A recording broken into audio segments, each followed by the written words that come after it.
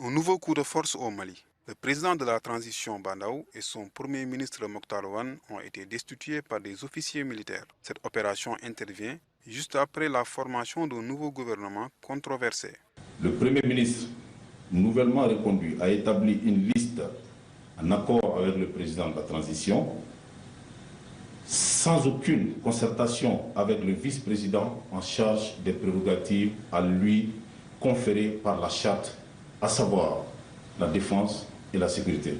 Une telle démarche témoigne d'une volonté manifeste du président de la transition et du Premier ministre d'aller vers une violation de la charte de transition, contrairement au serment prêté lors de son investiture le 25 septembre 2020.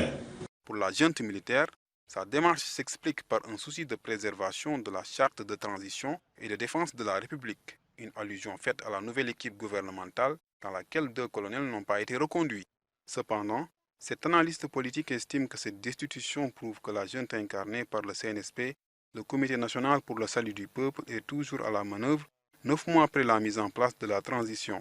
Maintenant, le fait que 2 principaux éléments soient hors du circuit, cela a dû provoquer des mécontentements.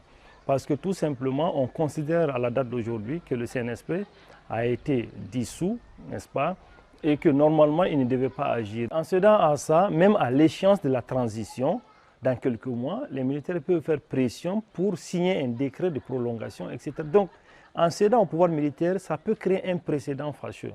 Ce coup d'arrêt de la transition ne conforte pas tous les Maliens qui ont organisé une manifestation pour exprimer leur déception. Imaginez aujourd'hui que c'est uniquement la liste d'un gouvernement qui a créé toutes ces isanies ou tout ce désordre-là. Mais on ne peut pas accepter. Les militaires aujourd'hui doivent être dans une logique de reconquérir notre territoire, pas être dans une logique au moins d'occuper nos bureaux politiques. Une équipe de médiation de la CEDEAO est arrivée à Bamako, conduite par l'ancien président du Nigeria, Goodluck Jonathan, pour décanter la situation. Nous sommes ici en raison des nouveaux développements de la situation au Mali. Nous estimons qu'il est très important de venir à Bamako en tant que médiateur pour écouter les différentes parties. Pour rappel, ces colonels putschistes avaient poussé l'ancien président élu, Ibrahim Boubacar Keïta, à démissionner le 18 août 2020.